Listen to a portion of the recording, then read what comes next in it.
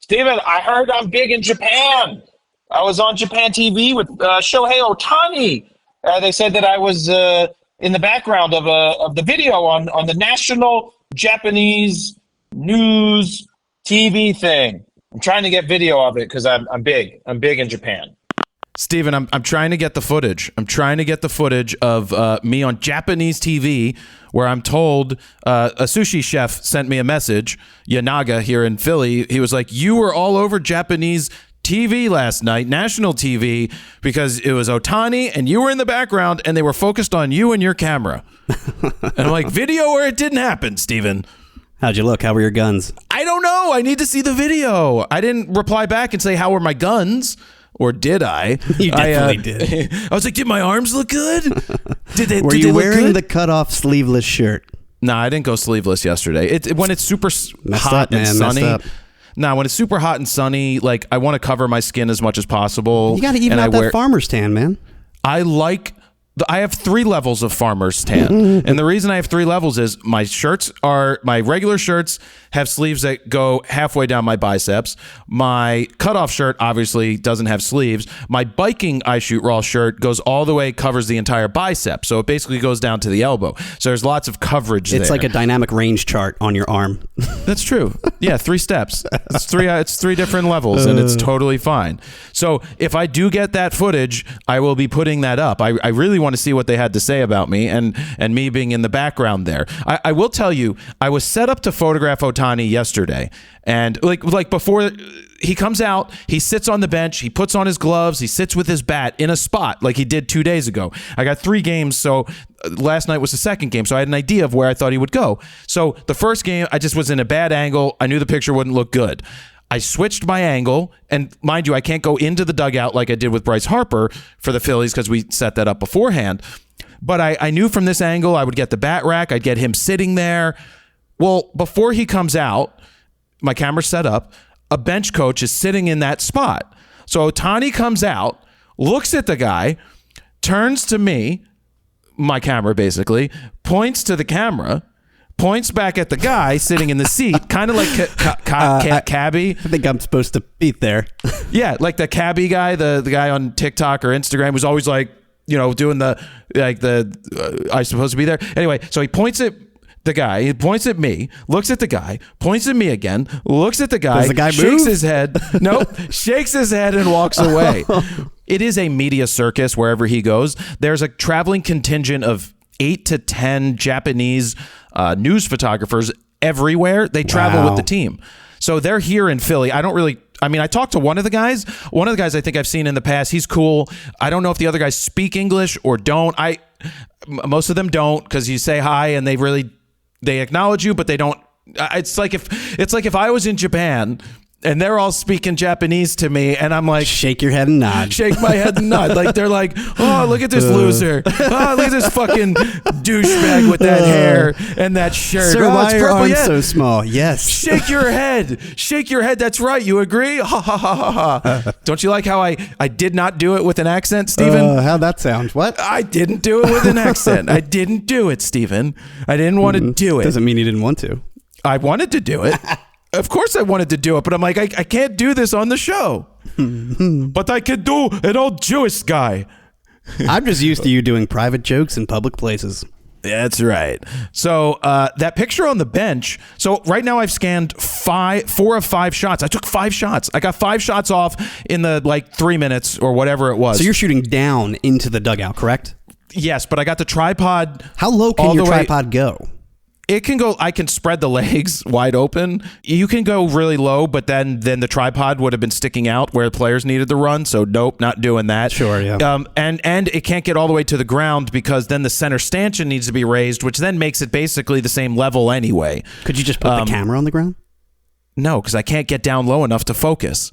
Yeah. I can't connect it to my phone, Stephen. In 1940, they didn't have phones. I swore it had Wi-Fi and even one of those tilt screens. And then he sits there when the guy moves later, right after the national anthem, and we're getting ready for the game to start, where he's going to come out, warm up because he's the first batter. He sits there. The bat is rested nicely on his knee, on his inside thigh. It's good. I focus. Then he leans forward, and I'm like, fuck, he's going to be out of focus. So I don't care. I hope that he leans back. I'm waiting for him to lean back. He leans back. So he's not Fat Joe, but he leans back. That's good. That's a good one.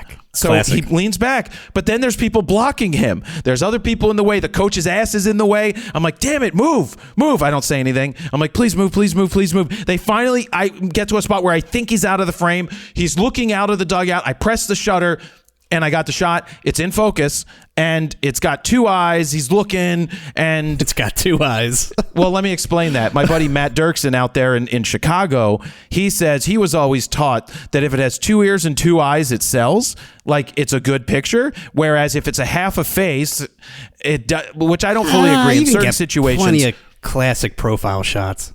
Well, yes, and he's like if it has an ear and an eye, like, it's fine. Yeah. And like, I totally get it. Because there was a picture from the first day. I posted it on Instagram as a story of Ohtani, where it's basically his back. You can see it, and he's in a stance, and his arm and elbows up in the air, and you can see the side of his face. I think it's okay. Well, I think one of the other ones I got yesterday Can you see has his number or the back of the jersey? Yeah. Well, you could see the back of the I jersey. think as long as you it all. can see that and tell who that is instantly, that's all that really matters.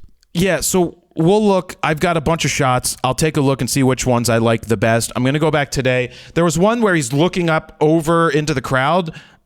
The first, I wish it was tighter, right? I wish I was tighter on it. So I'm going to attempt to go today. The first game, there were more photographers around. The second game, they get their shots and they leave. I hang around longer because this is the only thing I wait for. Yep.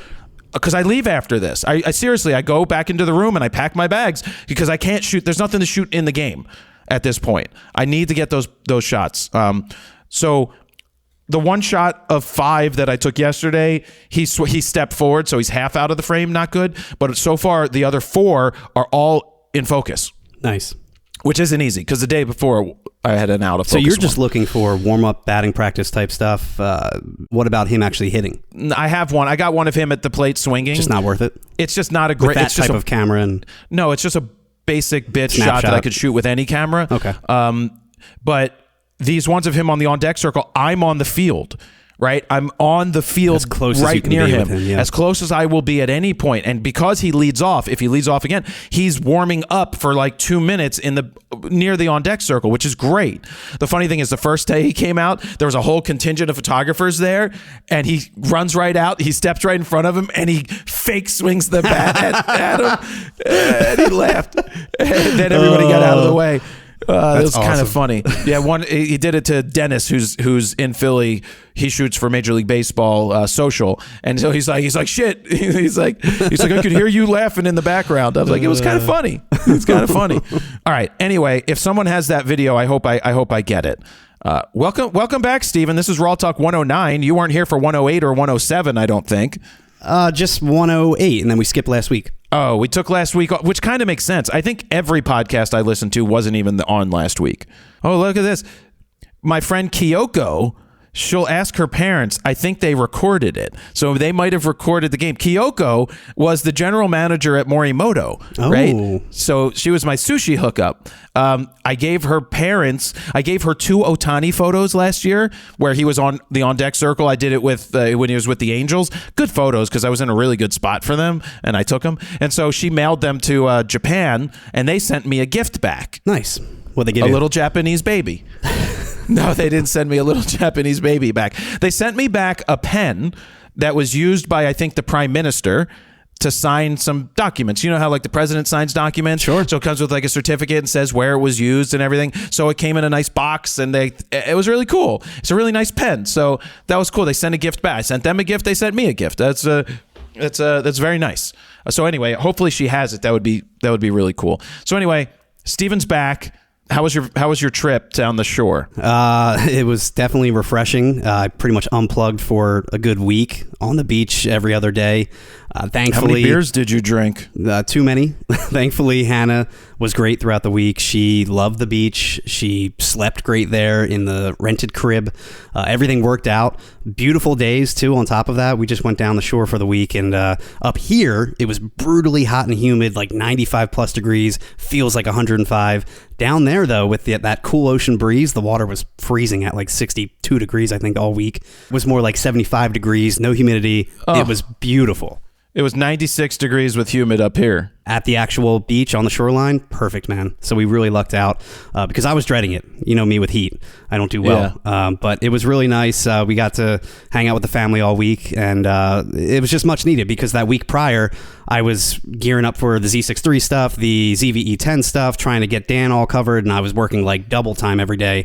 And I was working pretty much that whole vacation week the week prior, too. So it was just a lot on my plate before I left, and it was really nice to finally just breathe and be like, finally need some time off. Well, that's good. Yeah. So, but now I'm refreshed and ready to go. Well, that's good because we're busy. Yeah. Now we're just right back at it. So there's lots of stuff to do. No, what I didn't tell you the other week, I was flying and I was wearing my Vision Pros on the airplane, which I gotta say, every time I go back into the Vision Pros, you're like, do you ever see anybody else with a Vision Pro on the airplane? I'm just curious. No, Steven, there's no other douchebags on the plane other than me. You said it. No, because I knew you were thinking it. But I don't put it on until we're like already in the air and going and I want to watch something or read. I actually read a book in the Books app. I just was reading in it, and I'm sitting there like turning the page in the air. It was good for that. I felt great. The updates are going to be great when they get the version 2.0 out, and you get the update to the larger screen and the curved screen of your computer. They're still never going to make another one, I don't think. Well, it's I was too going heavy, to say, too expensive. I thought I heard that they kind of canned that whole project or moved people from that project to another one. To make it smaller and lighter. Which is what we said all along. That's all it needs to be. It needs to be smaller, lighter, mainly more affordable. It's got to start, though. You got to start somewhere. Sure. But it's also not a market. Like, reality is much better than being in a virtual world. Like, Zuckerberg realizes 1,000%. that now. Yep. It's just like, Mark, I don't want to have a pet dog in the metaverse. So I'm flying. There's this flight attendant. Oh, hey. She was sporty. She had like a ponytail. She looked like a tennis player. She's really cute. You can't hit on a flight. I mean, a flight attendant told me that you can. The way that you hit on a flight attendant is like you go to the back of the plane and you ask for something. And if she charges you for it, she does that. She just hands it to you and doesn't charge you. Then it's a chance to have a conversation. Well, I was busy in my Vision Pro. Didn't know that until after. So I know a flight attendant who flies for American Airlines. I sent her a text message, told her what flight I was on, told her where I was going, and I said there was this really really cute flight attendant, and she looks it up. She goes, "I don't know that person. Would you like me to find out more?" And I was like, "Yeah, like why not?" Like, why not? So within a couple of minutes, she's like, "Oh, this friend knows her. She thinks she's single. Do you want to send her a message?" You're saying there's a chance. I was like, "Yeah, send a message." Like, she was like, she seemed like my type and stuff. They sent her a message, and the flight attendant replies back, "Oh, yeah, you remember him? He was nice. He was attractive, but he's not my type." Well, I can't. How can you get upset at that, Steven? Yeah, it is what it is. You can't get upset. Like, there's guys that will get upset, and I guess I understand why women like to say that they're not dating right now as a easier letdown to a guy than saying I'm not interested, because men can be really assholes and get their ego bruised or hurt if someone denies them. But if someone's just honest, I'm not saying if someone's just honest. You should take a woman telling you anything, and if they tell you no, back the fuck off, go away. They're not interested, and it's not an affront to you. They just don't. It's not going to work. But for someone to say, thank you for the nice words, you're attractive, I'm not, not interested or whatever, that's perfectly fine. Of course that's acceptable. My favorite was always, I'm not ready. Or something like that, when it's like, you're on a dating website. What do you mean you're not ready? You're actively looking for people. Yeah, but It's just you know, not the right time. You have a live profile on a dating website. What do you mean? Yeah, those are always fun when it's I'm not really looking to date right now. I'm like, I guarantee you, if the right person came along, you'd be all over it, which is fine. Just say you're not interested. I have a lot going on right now. Okay, that's cool. Okay, all right. Anyway, just be honest. That's my flight attendant story. And before we get too far, there is one boot camp spot available for July 27th. We sold 14 really quick, and there's a 15th available. I didn't promote after that, because I'm just like, I'm not going to hammer home just for the one spot. Sure. But if you're listening to this and you want to come to Philly on July 27th for the boot camp, there is one spot remaining. It's bit.ly/July27fro. That will get you to the page to purchase that last ticket. This weekend, July 13th, Saturday, is the first boot camp, and the rain is looking like it's going to rain. So now it's moving forward. I've got models, I've got basketball players for outside, and I've got skateboarders. Models can be indoors with window light, perfectly fine. We can make that work. I do want to go outside, even if it is drizzling. We're going outside. If it's downpouring, we're not going outside. What are you going to do if it's that bad of a storm where there really is no window light?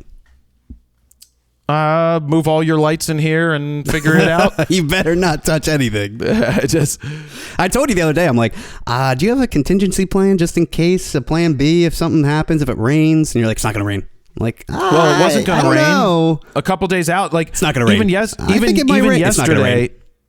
Well, even yesterday, the rain was looking like it was like, we'll stop at 6 a.m. or the possibility is only at 6 a.m. It looks like drizzles as of now for most of it, hopefully. I mean, it says chance of precipitation. Oh, now it's up to 2 inches. It's a lot of rain. 2 inches of rain? It says potential. It says 1. That's way more than drizzle. Inches. Well, that's because hopefully that's Friday night and not Saturday. Well, yeah, most of it's looking like it's overnight. Okay. But it spreads into like drizzles, but it's been moving forward, which isn't what I'm looking forward to. But the afternoon is where I have the outdoor stuff scheduled, the predominantly outdoor stuff. Good. It is what it is. Like I gotta, it's the nature of it. But if it's slight drizzles, we're going out and we're shooting. As long as it could be cool. You could get some good pictures. Just don't change lenses outside. So lots of stuff to talk about. We're going to get through as much as we can here before Steven has to catch up because he was off for a week. So he's got a lot of work to get done. Oh, yeah. I did get to photograph Otani yesterday. That was good. Going back today, I was in Chicago doing my project, and I took a picture of Castellanos with his son in the outfield. And there's a third person in the photo. And I sent this photo over to Nick, and he goes, do you have any other ones where this trainer isn't in the photo? This was on the 4x5? This is all 4x5. So I have one picture of him in the outfield with his kid and like sitting there. So it's very similar. It's different than the one in Boston where they're standing and looking at me and it was set up. Here they were both putting on their shoes. It was really cool because they were training in the outfield without their shoes on and socks, and then they were putting their shoes on together, one facing each other with their. It was really cool, and the trainers just hanging out. So I'm like, well, I was like, hold on. There's this AI button in Lightroom where I could highlight a subject, click the AI, and then hit it to tell it to go, and then bam.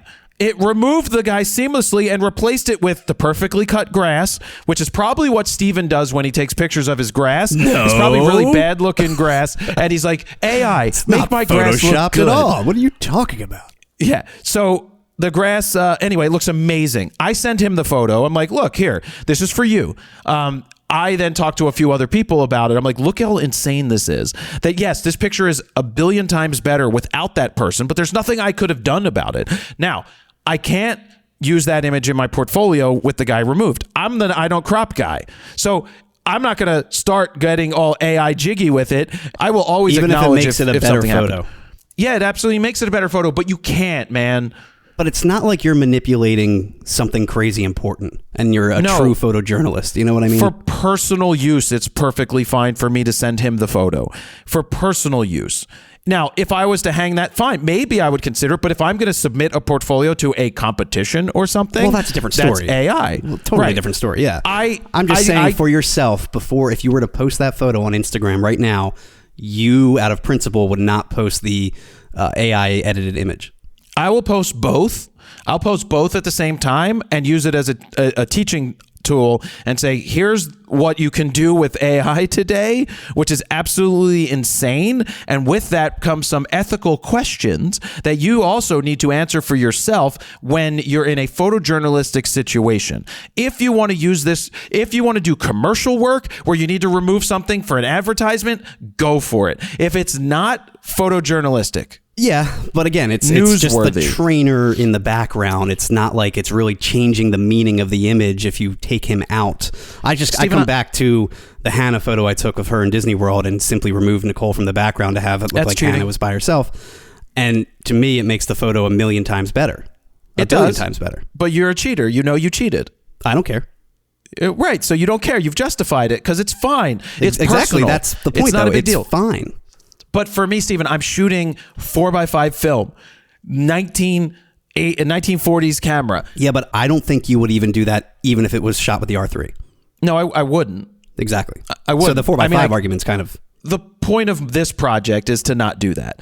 Yes, that photo... For him personally, I would make it an enlargement without a problem and use it. I don't even care if someone posts it. It doesn't matter, right? It's not news. Exactly. Totally. It's fine. I could maybe consider doing it. It is a better picture, and I know that for a fact when I took it. I'm like, I wish this guy wasn't here, but he is. So whatever. But I'm just bringing up the point that this stuff exists, and you need to be careful with what you're doing. If you're shooting a news thing and you take something out that was very important to an image, if you take anything out in a new, like you take out a smokestack, or there was a car accident and there's a fire, but you take the car out of it and it just looks like there's something a fire. that changes the entire context of the image. Yeah. Right. With that being said, that's stuff that is still capable of being done with just general composition.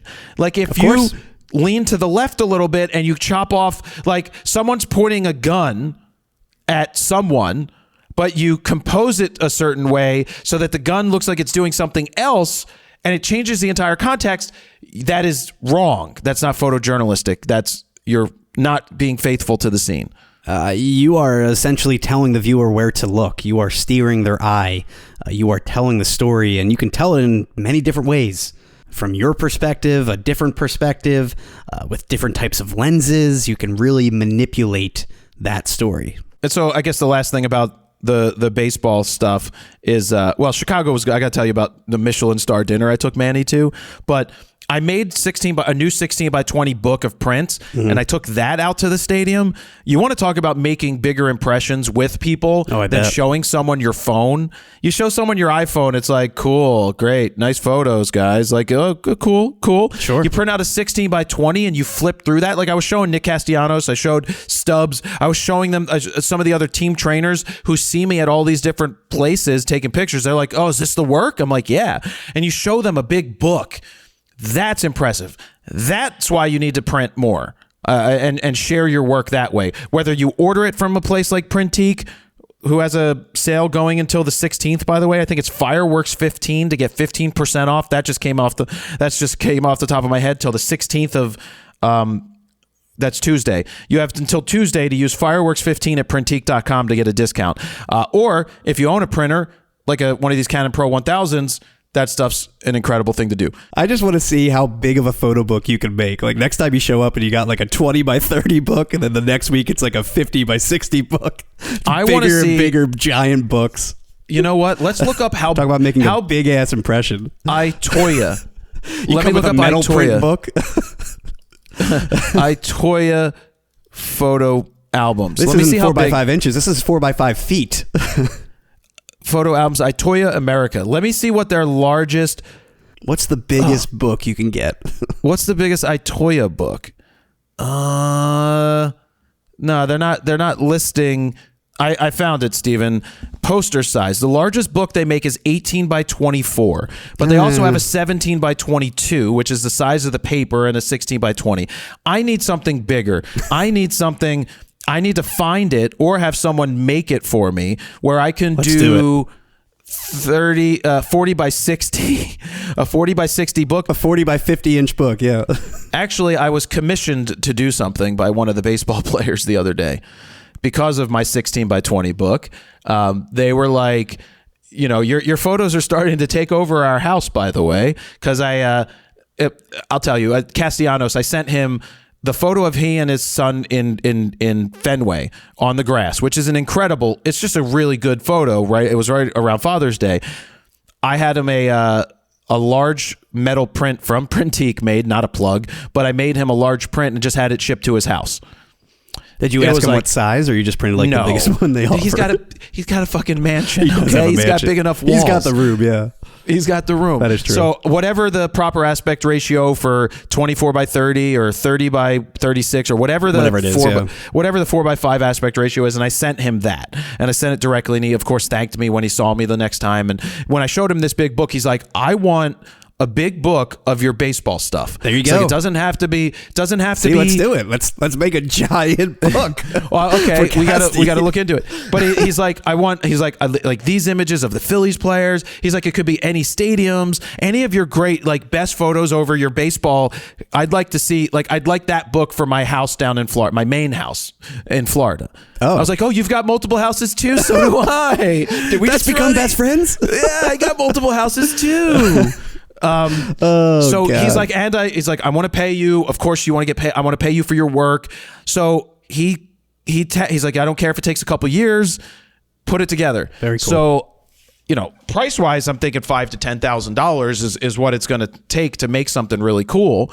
So I'm going to maybe look for something custom, and maybe it's got to be a book. It's got to be something where you could flip through and it's quality. Sure. So this book, he's like, yeah, something like this size, 16 by 20, he says. I want to go bigger. Let's do it, man. I would do at least 17 by 20. What's 18 by 24? I wonder if Printique would do a custom size book for us. Like a custom bound. I don't know. I don't know if the paper exists for that. I could ask. They'd be the ones that could do it, yeah. I could ask. I really could. I'm thinking, is 18 by 24 full frame? 12 by 4 by 5. 8 by 12 is 16 by 20. 16 by 24. 16 by 24. Not thinking 45. I'm thinking 3:2 aspect ratio here. 24 by 30 would be full frame. No, it's 24 by 36 is full frame. For a 4 by 5. I'm not talking 4:5. I'm talking regular aspect ratio, because it's all of my photos. So 24 by 36. But is 18 by 24? So 12. We're doing math. We're trying to do math here. 12 by 18. Yeah, it's 12 by 18 is full frame. 16 by 24. Then 18 by 27. No, 27 by 18 is not a full frame image. Yes, it is. Everything's 2 by 3, Stephen. So multiply 2 and 3. You divide everything by 2 and 3. 4 by 6, 8 by 12, 16 by 24, 12 by 18. That's what it would be. And then 24, then you go, it could be, let's see, 12, 13, 14, 15, 16, 17, 18 by 27? How is 27 divisible? 2 times 9 is 18, 3 times 9 is 27. 27 by 18, that's just a weird size. No, I know, it sounds weird, but that's what it would be. 18 by 27? All right, can we move on from this discussion? Yes. God, that was painful, everybody. Math. I just said math at the same time. Jinx. Psych. No, you can't. You're not allowed to talk, right? Was that the old thing that if you both said psych or jinx at the same time, you weren't allowed to talk? It's dumb shit like that. Hey, you want to get into some news, Steven? Sure, let's do it. Let's get into some. Oh no, I forgot to talk about the Chicago dinner I had with Manny Ortiz. Oh. I went to a Michelin star restaurant that came highly recommended by Michael Solomonov of Zahav in Philly. I asked him, where should we go eat? He's like, you got to go to this place called Boca. So I make a reservation for 9 o'clock. Leave the Phillies game at 8:30 because the place is 15 minutes away. So I didn't need to stay for the whole game. Manny is like a chicken finger eating type of guy. He doesn't, and we're going to a Michelin star restaurant. Get to the Michelin star restaurant. Hi, I'm here with my toddler. Michael let the chef know I was there. When he left whenever a chef knows you're coming, it's just like I like giving photos, they like giving food. Sure. So I ordered, I was super excited for the tuna the tuna taco was it. Then there was a yellowfin tuna which was awesome. There was a scallop dish. I ordered a halibut. I ordered a pasta dish. Well, the first thing that comes out, which I didn't even want to touch, was chicken liver mousse. Ooh, sounds delicious. That sounds so bad. I don't like farguar. I don't like fagua. I don't like anything to do with the liver of anything. So this is a chicken liver, and they puree it, and then they fucking pipe it out onto a fucking thing. Manny doesn't eat food. Somehow I get him to take a bite of it. Manny's like, hi, do you have a Happy Meal? Tater tots and maybe a milkshake? I took a bite of it and wanted to throw up because the taste of it to me is throw up. I don't know why people like it. Manny he's like, why'd you make me taste that? I'm like, I don't know. He's like, you lost all trust. I lost all trust. Whatever. So the next thing that comes out, well, they gave him a tuna taco. He didn't eat it. I ate the tuna taco. I ate both of them. He wouldn't even do that, huh? He wouldn't try that. But the next thing that came out was the yellowtail. The yellowtail raw. It had this black stuff on it, but the black stuff on it was garlic something that was amazing, and it had like little slivers of strawberries, and then a strawberry reduction with some orange, so beautiful, some basil. So I'm like, Manny, you got it. I took a bite. I'm like, this is incredible. I know you like steak. Like, this has a consistency of that. It like soft. It doesn't taste like fish at all. So he tries it. He's like, that was good. So he tried. He liked it. He didn't want any more, but he liked it. The next dish that came out. He didn't want any more, but he thought it was good. No, he did. He said it was good. The next dish that came out was my all-time favorite dish like I've ever had. Raw scallop. Sorry, actually, it was grilled scallop. So it comes out, and you can't even see any of the scallop because it's got this green foam on top. And it's this green foam is green garlic foam. When you dig into it, you've got the grilled scallop. I love raw scallops, but grilled scallops at the bottom. Then there were these grilled cucumbers. And then there was something that was pickled that tastes like the best pickle you would have at a steak sandwich joint. Like, I love those types of those pickles. So when you mix it all together and you take a bite with everything, I was like, holy shit, that is the greatest flavor ever. Right. What I had to explain to Manny. I had to explain to Manny, I'm like, at a Michelin restaurant, they're standing back there with tongs and tweezers, and they're building a dish exactly how it should be made. And there's no substitutions, and there's no way to do. You eat it as there's no chicken fingers. It's the reason I didn't order the roasted chicken, which with black truffle jus, because they put sausage under the skin, which my brother would have loved, but it had pork in it, and I wasn't going to do this sausage. I'm actually surprised that you didn't have some kind of custom order, but like you said, you just eat it as is, as they serve it to you. There's really no customization, but you're usually one that will be like, I want this minus everything else, or this added with this, or you know what I mean? It's like, BK, have it your way. So the scallop dish flavor was incredible.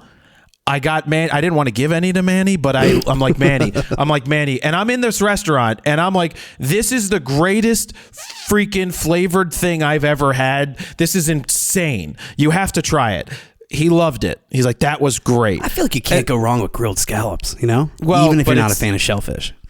In this whole thing, but I was explaining to him in more detail that everything is so meticulously plated, and like, I didn't get the chicken because I wasn't going to ask them to do substitutions because this is a Michelin star restaurant. Yes, I showed up in my green Africa pants and my I Shoot Raw shirt, smelling like a baseball game because it was super hot out. I didn't care that the hoity-toity to the left and right of us were looking all pretentious, speaking their other languages. And there was a kid that was like 8 with his parents just sitting there playing his video game.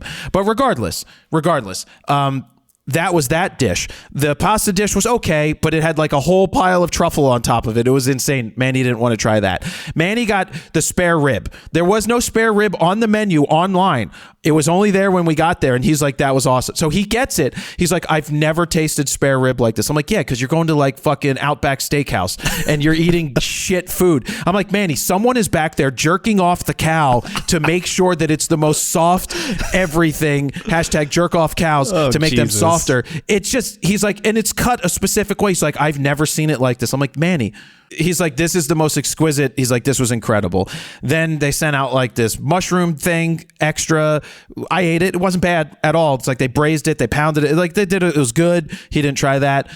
I got the chocolate dessert, was good, and then they sent out more. It was $268. I ordered everything. Manny ordered one thing. Manny ordered just that beef dish. I ordered everything. I wanted to taste everything, and so it was only $268. which isn't bad for a Michelin star restaurant, especially because no alcohol was drank. If you were to drink alcohol, you're adding $100. $260 at least. Oh yeah, you're at like $28 for a glass of wine. Oh yeah. And if you get a mixed drink, you're at like $24. So right there, you're at like $60 extra. That starts to add up. Regardless, I left a $100 bill as a tip because of the extras they sent out, and it just felt right to just. It was a great experience. From a fellow chef, you wanted to make sure that you gave props to the chef. Cooking with Jared. That's correct. That's correct. I am a chef. Do you want to know something that was the best experience there? What? My water glass did not get below half. Boom. The whole night. Most important thing. My water glass was never 5 less stars. than half. Never less than half full. Sorry, never less than half empty. I will say empty because I was going to say, are you a half full or half empty kind of guy? It all depends, Stephen. I've thought about this. Here we go. If you're drinking the water, if you start above half and you drink it and it goes below half, it's half empty because it's on the way down. If you fill it up to half and you filled it up, it's half full because the water's going up. That's the answer to the age-old question: is it half full or half empty? It. Man, you're so smart. That's how it is. So smart. That's the answer. My bottle is half empty because I've been drinking it. My bottle is half full because I just filled it up. Yeah. Call Tony Northrup. Let's ask Tony Northrup. Hey, let's call Chelsea. Chelsea, can you get Tony on the line? I don't have Tony's number. I have Chelsea's number. We do need to get just a clip of Tony saying, breaking news. Breaking news. Breaking news. So anyway, the dinner was really, really, really good. It was called Boca, and honestly priced pretty good. If I didn't get the $47 pasta dish, I would have gotten a second scallop dish instead of the pasta. But being that I'm not going to go there very often, I figured I would try almost everything on the menu, and that's why I tried everything on the menu. Cool. Now we're going to get to some news stuff. Glad we talked about that for 20 minutes. Let's move on. So we got some Panasonic thing we'll mention real quick. Dynamic range of Z6 III we'll mention real quick so people can tell us we're haters. And then Canon. Canon announced that there will be a live stream because that's what live streams are. Live. Live. On when is that Wednesday, Stephen? I think the 17th. Wednesday it said 6 a.m. EST. So we don't know what they're announcing because they haven't said. I mean, people can guess that there was a development announcement of an R1 a few weeks ago, and you could guess that it might be that. And Canon USA's was different than Europe's teaser. Canon USA said something big is coming. Is it in my pants? COMING. Let's just say that. Well, it's better than saying, is it in your butt? Oh, jeez. That's funny, Stephen. Jokes for days. Wait, phone call. Oh, we're canceled? That joke is not good? No, I said, but it was in my ass. It's okay because it's my ass. Oh, all right. They said that's okay then. As long as it's your own ass. So something big's coming. You can only assume what big might mean. So Wednesday at 6 a.m., I guess we'll all be awake to see what it is. I wouldn't tell you not to pay attention to my channel. I don't know. I mean, I'm sure see. After the announcement, we'll definitely cover something, whatever it is. Whatever it is. We'll talk about it because we talk about, everything in the photo community. That's all we got to say about that. There's a billion rumors floating around on Canon Rumors, and then the guy on the internet who talks about rumors. They are all over the place, and they've been all over the place, and the only way we'll find out what is being announced is when Canon decides to announce it. And so we're not even going to go into speculating because July 17th is right around the corner, and we do podcasts on Thursdays. So unless we do an emergency podcast on a Wednesday. Stephen. Tune in to find out. We don't know because we don't know what's being announced. Anyway, so there were articles that the dynamic range of the Z6 III is not as good as the dynamic range of the Z6 II. Oh, your favorite thing to talk about. And that at lower ISOs, it's not as good, but right around 800 ISO, it basically evens out to the same thing. And people are upset. And they're like, how dare Nikon do this? And blah, blah, blah. This is the same thing that happened with the Z8 versus the Z7 II and Z7 sensor. You basically sacrifice DR for the speed of the sensor. The more stacked the sensor, the faster the sensor readout, you tend to lose out on that dynamic range on the low ISO end. You know what Jared says about this, Steven? Who cares? Well, no. How dare you, Nikon? How dare you? No. No, I don't give a flying fuck about this issue. It's not an issue. You want to, like, hold on, Steven, before you jump in. Yes, dynamic range. Even years ago, when I would have a flagship camera and they would do the dynamic range, they're like, there's only 12 stops of dynamic range here, but that other camera has 15. And oh, it's so bad. It's so bad. No one fucking cares. I crush my blacks anyway. I get rid of a lot of that. I don't give a fuck. I want speed. I want quality of image at higher ISOs. No one in the real world gives a shit. I wouldn't say no one, because I do think landscape photographers are huge with this. It does matter, though. Still doesn't matter. They're not doing contrast to a billion. Your end image is probably like 7 stops at the end of the day. Now, keep in mind, Steven's fault for Skittles. If you're shooting JPEG, I mean, that doesn't matter at all, because you're only getting like 8 or 9 stops anyway in a JPEG image straight out of camera. And also, that's a good if point. you are shooting RAW at the base ISO with the Z6 II versus the Z6 III, it's only like 3/4 of a stop difference. I mean, it's not a huge deal. You're not losing like 3 stops of information. You know what I mean? Now, if you were going from like a Z6 III to a Z7 II, it's a little more than a stop. It might be a little more noticeable if you're really Still don't pushing care. shadows to a certain extent. I just think majority of people are not lifting shadows 5 stops and trying to recover them. I really don't think they are. And I think a lot of landscape shooters are shooting HDR or bracketed photos too to minimize this kind of stuff and to get more dynamic range. I just love that people complain about this shit. They either don't own the camera, never will own the camera. Like, the R1 is going to come out, and whether it's good, whether it's not good, people are going to bitch regardless. And these are people that are never going to buy the camera. Canon's hurting, blah, blah. But you got to understand that the technologies that end up in flagship cameras trickle down these days into lower end cameras. You see that with the Z9 to the Z8 to the Z6 III, and you're like, that's amazing that they were able to do that. So honestly, just shut up. No one cares about the dynamic range, except for what Steven says. And typically, once you hit past 800 ISO, at least with these Nikon cameras, it pretty much evens out. So someone like you who usually shoots higher ISOs, it really does not matter. I mean, it depends the difference on what I'm is shooting. minimal. Exactly. I think this is a absolute nothing burger. So anybody that's up in arms talking shit about this, go buy the Z6 III if you're upgrading and you're on a Nikon, and you're gonna love it because it's far superior in all cases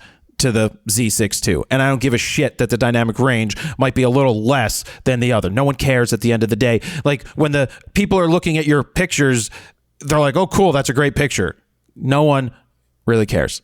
I wonder how many dynamic range stops Peter Lick My Balls uses in film. All right, the Panasonic thing real quick. This is kind of funny because Panasonic had something to say. Now, there's a little confusion when we're reading Petapixel's article and L Rumor's article on, because of the translation, is this Panasonic? An interview with someone at Panasonic, which I think it's an interview with someone at Panasonic who's saying that, let me just read this. One of the quotes is, obviously, full-size sensor cameras are easier to understand. This is on why they made the S9. Is this the S9? Is that what that camera's called? Yes. The one we didn't get invited to? Why they went with full frame and not micro four thirds. And it's like, obviously, full-size sensor cameras are easier to understand because backgrounds are easier to blur with them and photos have less noise. Oh, no shit. Oh, no shit. No, to say it isn't true. So, okay, that's one thing. And then he goes on to say, I want you to experience something that you can't get with a full-size camera. It is people who are knowledgeable about cameras who will be able to understand the advantages of micro four thirds. For people with low camera literacy, micro four thirds is difficult to understand. If it's a full-size sensor with less blur and noise, even those people can get on board. This is like, they're basically saying that professionals will know how to use Micro Four Thirds and get better results. We'll understand the benefits of Micro Four Thirds, yeah. And I do think... Steven, what are the benefits to Micro Four Thirds? Nothing! I do kind of get what he's getting at, though, where you start getting into the nitty-gritty details about all of the bells and whistles that their latest and greatest Micro Four Thirds camera offers, like the GH7 that just came out. But, you know, a general newbie consumer upgrading from a smartphone won't really understand any of that lingo. What they will understand, though, will be the easy sale. Hey, this has a bigger sensor. It makes the background blurrier for that professional look. It'll work better in low light. Boom. Full frame over Micro Four Thirds sale. It's that easy. But when in reality, the GH7 might blow away an actual entry-level full-frame camera in terms of just overall features versus sensor quality, which I think that's kind of what he's getting at. You need to know a little bit more about cameras to really understand the full benefits and potential of something like a GH7. A basic consumer doesn't care. They want to take a picture and get a result. That's it. That's all I got to say about this. But for them to basically say that this is better than Micro Four Thirds we always knew that was true. And other than that, maybe they're just hedging there just by saying what they said. It's easier to sell to a general consumer that a full frame is better. It's overall again, just blurry background, less noise. But to be honest with you, I don't think those people would know the difference between full frame and Micro Four Thirds. That if you just sold it as a camera and here's the results that you get, that's all they would care about. Better than cell phone. Like whether they understand or don't understand, I don't even think it matters. Well, I think to people that are just getting into the camera world, to an actual interchangeable camera, they start to hear that word full frame get thrown around and they think that they need it. And that's when it starts to get hard to explain the differences between the two and why Micro Four Thirds could still be a great camera to use, but they think full frame or bust. Yeah. Moving on, we played with a Sony ZV-E10 II. Yes. We had an early look at it. Now, I took it out to one baseball game. I'm really happy with the montage that Steven and Dan created. I was watching. I'm like, I want more. I want to watch more of the game like this. Not just because I shot it, but because it was good. Not just because I shot it, but it was good. I really enjoyed that part. So what do you want to say about the ZV-E10 II? I think it's a nice offering overall. The ZV-E10, the original one, I really did not love that camera. I thought it was really a Frankenstein piece of crap, to be honest. They took a lot of really old tech and parts and put it in this body that barely worked. Terrible rolling shutter, terrible readout speed, and this kind of has fixed most of those issues. It's essentially a baby ZV-E1. It's a stepbrother to the FX30 and the A6700. I say that because it's basically a cropped sensor version of the ZV-E1 with the sensor from the FX30 and the A6700. Their 26 megapixel BSI APS-C sensor. And again, it has a fairly fast readout speed. It's like 15 milliseconds. We showed that in the preview. You can see some of the panning shots. There's minimal rolling shutter. Yeah, obviously you're still going to get some warping here and there, especially if you're using the electronic shutter for still photos and fast action. But for most video work, you're not really going to see an issue. The other big thing in this camera is it now uses a Z battery. They finally pretty much buried and killed the W battery. It now has the new menus, finally. So the old one still had the old menus after the new menu came out, which just didn't make sense. This has the swipeable menu, the tile menu, all that kind of stuff. My only problem with Sony's now is there's almost too many options to change features in their menu system. I personally just use the tile menu for most things. Still no viewfinder like the rest of the ZV line. That's always been an issue for us. Sony likes to say that true videographers do not use viewfinders. You had that problem at the game. You could barely see the screen. I would have to use an external display that was brighter and clearer to use it. Their screens are just so dim, even with the sunny weather mode on. It's just not bright. And the stuff was just so small on the screen, I couldn't see it. It was just so bad. It's still that shitty 3-inch 1 million dot screen. Now, overall, it does have basically the same specs as the FX30 and A6700, except the 4K 120 mode. There's no more 8-bit 420 video like the ZV-E10. It now has finally the 10-bit 422 stuff that, again, the FX30 and A6700 have. And the same dual base ISO too, 800 and 2500 and S-Log 3, which is great. Now, you shot that game pretty much with a flattened standard picture style, and I just kind of graded it in post. But I thought the footage looked pretty solid for someone that doesn't normally shoot video. No, what saved me that day is that I went, and for whatever reason, I didn't shoot with a monopod. Like to start, I just didn't even think about it. I'm like, shit. And then I had the monopod, the Suray one in my car, which has the foot, and I put it on there. I didn't realize I actually have a video head for that, which I've now put in the car since. So it's always going to be in the car, in the sidewell, just in case, in the Tessie. And so, yeah, it was. If I didn't have an ND filter, I would have been screwed. Well, that it would too. have never looked good. Yeah, I think you finally understand the full benefit of an ND filter at this point for video. Oh yeah, 100%. Outside during a 1:30 game, 100%. Actually, it was an 11 o'clock game in the morning. I was great. I had fun shooting. And the AF seemed like it worked pretty well in that this does not have the dedicated AI processor like the A6700 has, but it still has the typical subject recognition, and you pretty much relied on that the entire time because you couldn't see the screen. Nope. Now, there's no built-in cooling fan, so it did overheat on you. The FX30, if you want a fan, it does have that. Well, it was 94 degrees, and Exactly. I was shooting for over 3 hours, not with it full. Well, with the camera on the whole time. You had about an hour of 4K 60 footage in the end, but like you said, you were shooting for like 2 to 3 hours, turning the camera off and on constantly. And yeah, I would say that's plenty. Because it was one of those days where it was 94 degrees, but feels like 105. Crazy high humidity here. Yep. But yeah, it has all the typical ZV features, the cinematic vlog stuff, which you really like. I like that too. It's a pretty sweet option. The Peter McKinnon mode, we like to call it.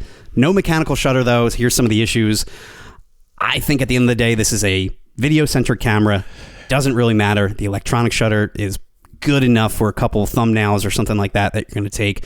The biggest issue though with this camera, I think there's no optical steady shot IBIS. They still have active mode, digital only IBIS. And I don't think it's good at all. I think it looks terrible. You can't walk and talk with this camera unless you're on a gimbal. Yeah. You're going to see some serious digital IS effects as you're walking, unless you're over cranking that shutter speed, which then it's just going to look like a jittery mess. And I hate that look personally. And the other issue is that it's $300 more than the original. It's $1,000 now. And for $400, you can get the A6700, which has a lot more. It has the EVF. It has a mechanical shutter. It has IBIS. Optical IBIS, the AI processor, 4K 120. You get a lot more for a couple $100, but if you're on a really strict budget, this is a great option, I will say. I do really like Sony's lower-end budget-friendly cameras. I guess that's the comparison video we need to make. ZV-E10 II versus A67 and FX30. Yep. I mean, the FX30 is a lot more expensive. But they should be on the table. Let's put a request in for those. I want to do one last thing before we wrap it up, Steven. I got this question and that came in, and it's really pissed me off because it's this kid, Sam Silver, guy, I don't know. I think they were 26. Sam Silver, how would you approach this? A potential client wants to have a no questions asked cancellation clause that can be used up until 30 days of the contract start time. This client refuses to put down a deposit and put the clause in to protect their money going out. I don't like it because I think it gives way too much protection to them, but puts a lot of risk on my business. I would have to turn down other jobs to work for them, and I'm concerned about recouping that money lost to cover expenses. I mean, this is an easy answer. Fuck you, go away is my answer. Like, you want to have a clause in there that says you want out and you get your money back, but I have to lock up the date, and up until 30 days before I have to sit there and wait? No. Yeah, you know what? How about you give me a deposit which locks in the time, and if you decide to change your mind, that's on you. Well, a non-refundable deposit, yes. It's not refundable. I need to protect myself. I'm not going anywhere. I'm a professional. Here's the contract. If I back out, you fucking sue me. Fuck you. Go away. This is something, don't be afraid. This isn't a client you want to work with anyway. Yep. If this is the shit they're talking to you about before the actual shoot, imagine what's going to happen after the shoot. The hardest and worst clients to work for are generally the ones who are skimping out on a lot of things, and they're just trouble. And if you read trouble right here, because this is trouble, just say no. You say, here's the deal. This is how I work. In order to lock in my time, you give me a non-refundable deposit. Period. If you don't like that, go find someone else. I cannot, and you don't need to sit here and explain this stuff, but it's simple. You want me to lock in a date? That is unfair to me as a professional to worry that you're going to back out and then I lose out on money and jobs that come along. So bye. You know what? I don't even want your job. Don't even give them the option. Just tell them, no, I don't want to work with you. Yes, sometimes you have to push money out and not, take a job. This is one of those where I would absolutely flat out say, you know what? No deal. Goodbye. I got another job on that day and they're giving me a deposit and they don't have a problem with 100%. it. Goodbye. Yeah. That's all. It's tough to say no, though, when you are starting out and this might be his only potential client. Okay. In that case, you say, this is the only way I operate. You get a non-refundable deposit. You make sure it's all in writing that no, you do not get your money back if you decide to cancel on me. Period. All right, guys, that's it. Thank you very much for listening. We'll be back next week. And I guess we'll talk about whatever Canon announces because we'll all know by that point. Yep. Anything else you want to say, Steven? Feels good to be back, and that's all I have to say. All right. Thank you guys very much for listening. Jared, PolinFriendlessPhoto.com. Bye. See ya.